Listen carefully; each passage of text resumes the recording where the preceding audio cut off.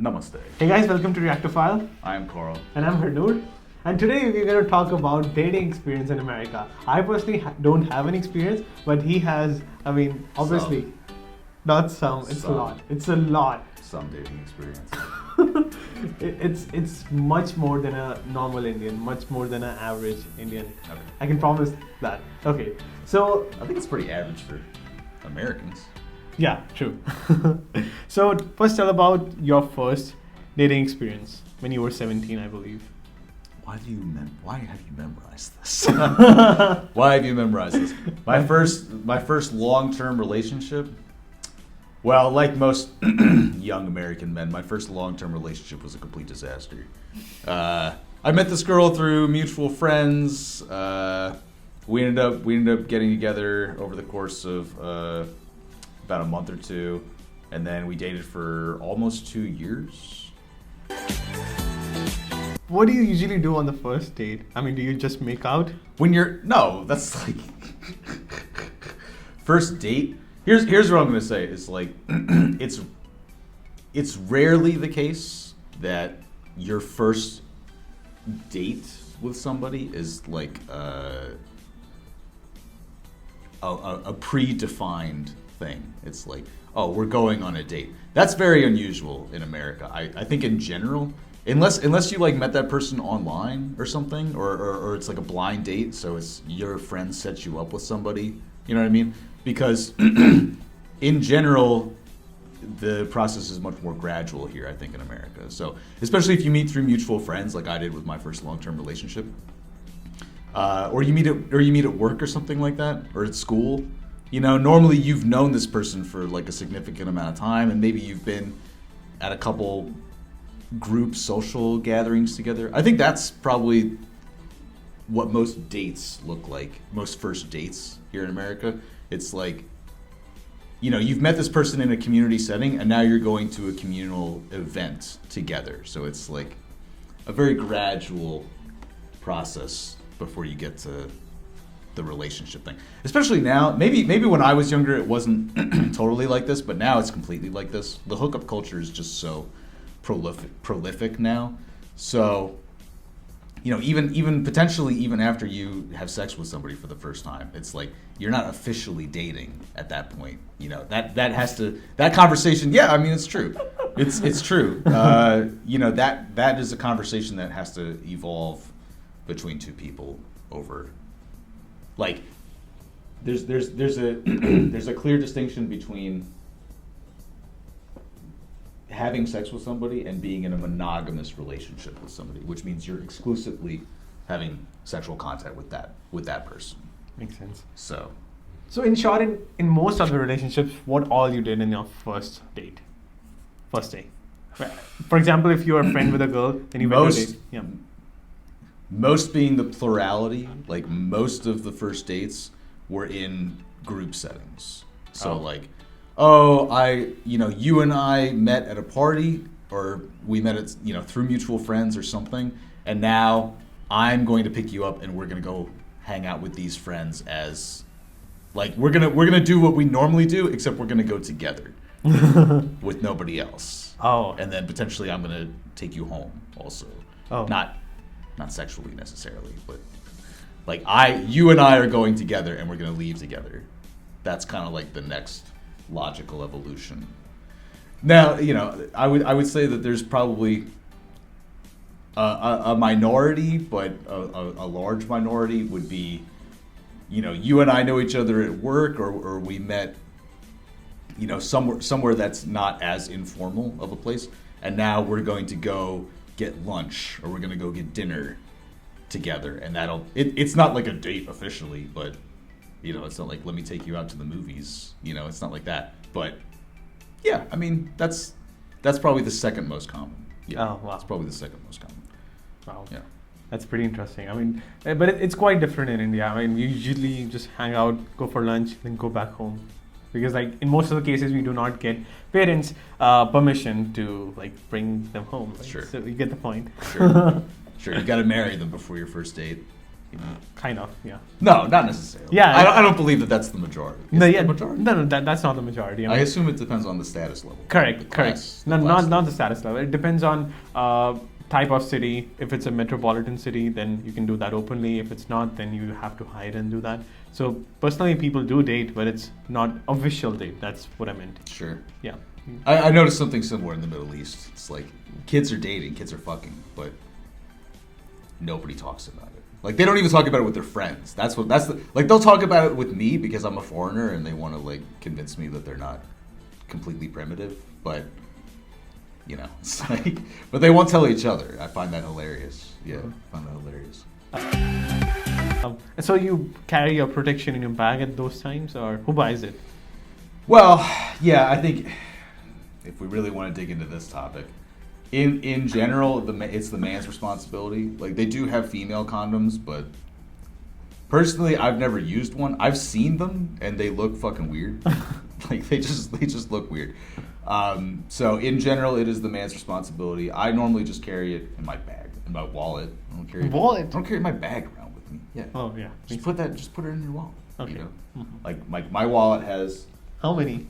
My wallet has two flaps on the inside, like this, so you can put one on each side. Oh, so You know. two. Okay. I mean, you know, Two for the if day. one breaks, Uh-huh. you know, then you have a backup plan. Yeah. What's the cost usually? Well, I don't know. It depends. I mean, if you buy in bulk, they're cheaper.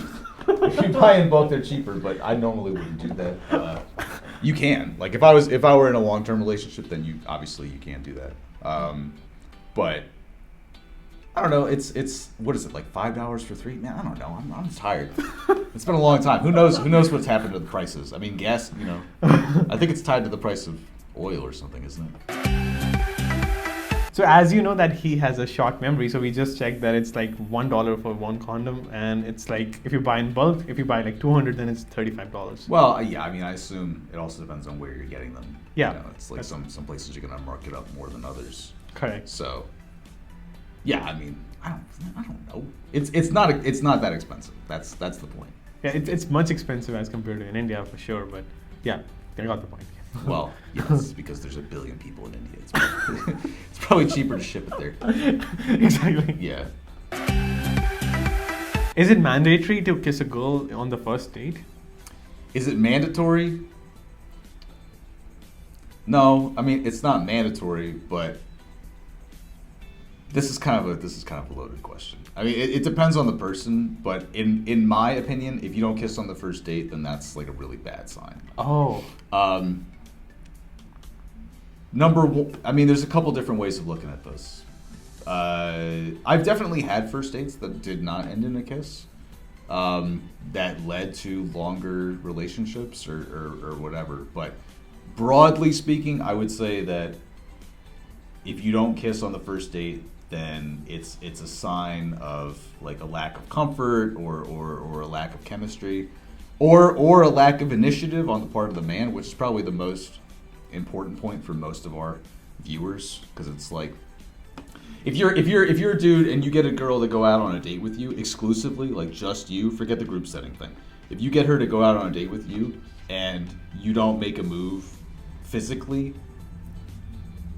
in general, I would say that is a sign of your insecurity as a man, which reflects negatively on you. Oh. Because it says that you have a lack of confidence, or you have a lack of, is that you're insecure. However, this is important, okay, because you can't just force that kind of a thing to happen. So, especially for men, this is mostly for the men in the audience. It's like you have to be able to read the body language of a girl, and if you're good enough at doing that, then she will tell you if she's ready to be kissed or not. Not verbally, because that's not how people work in general. Don't listen to the propaganda of the far left on getting consent at every point of physical contact or whatever, blah, blah, blah. That's all nonsense, okay? I know it's very confusing for young men, especially in this time. It's always been confusing, but I know it's especially confusing in this time. You cannot go about your life in that way. Okay, you have to be able to read the body language of a girl, and if she is willing to do that, then definitely go for it and don't hesitate. But it's tricky. You know, it's tricky. I personally have never misread that situation. Like that's never happened to me where I've had a girl reject me kissing her. But you know, if you lack experience or you lack emotional intelligence, then that's definitely a possibility, and you should don't force yourself into a situation that you are not comfortable with, because that just in doing that you might make her uncomfortable. Okay. So you might create the situation that you're trying to avoid. So I know it's kind of confusing, but I promise it's the truth. Like you got to be able to read the situation. It's that simple. Yeah. That perfectly makes sense. Yeah. What about sex on the first date? What about sex on the first date? This is a really tricky one because broadly speaking, I would say that it's okay to express the desire to have sex on the first date from the man's perspective, but I think generally speaking, the woman should resist that, and unless it's like you actually just unless you're actually just trying to hook up for that night. You know, if you're actually considering a long-term relationship, I would say definitely do not force sex on the first night, because I don't know, it kind of devalues the experience, and I don't know, it might ultimately backfire. Which isn't to say that I haven't. Well, actually, let me think about that. Have I ever had sex on the first date and then had that end up playing out into like a longer-term relationship? No, that's actually never happened to me. Yeah, that's never happened. So, I mean, maybe it has in the past with other people. I mean, I'm sure it has happened. So I'm not gonna tell you not to do that, but don't force it. You know, it's okay to express that desire, I think, but don't force it. Yeah, it's just about reading body language. That's what I think. If you think both are comfortable, then. Yeah, I mean, you know, get to know the person. Also, it depends. Yeah, I mean, it depends because, you know, if the first date, if you've known this person already for a while, and then you have sex on the first date, that's slightly different than if you just met that person that night and try to have sex on the first date. So there's no one size fits all, so to speak. But it depends on the situation. Correct. Depends on the situation. Yeah. So thank you so much, Carl, for the valuable knowledge. And I think this gonna teach. You don't deserve me. No, we do. So all of those newbies who are going to date someone in America, they will learn a lot from you. So that's pretty much it for today. Thank you so much for watching. Please don't forget to subscribe, and we will see you guys in the next one. Namaste. Goodbye.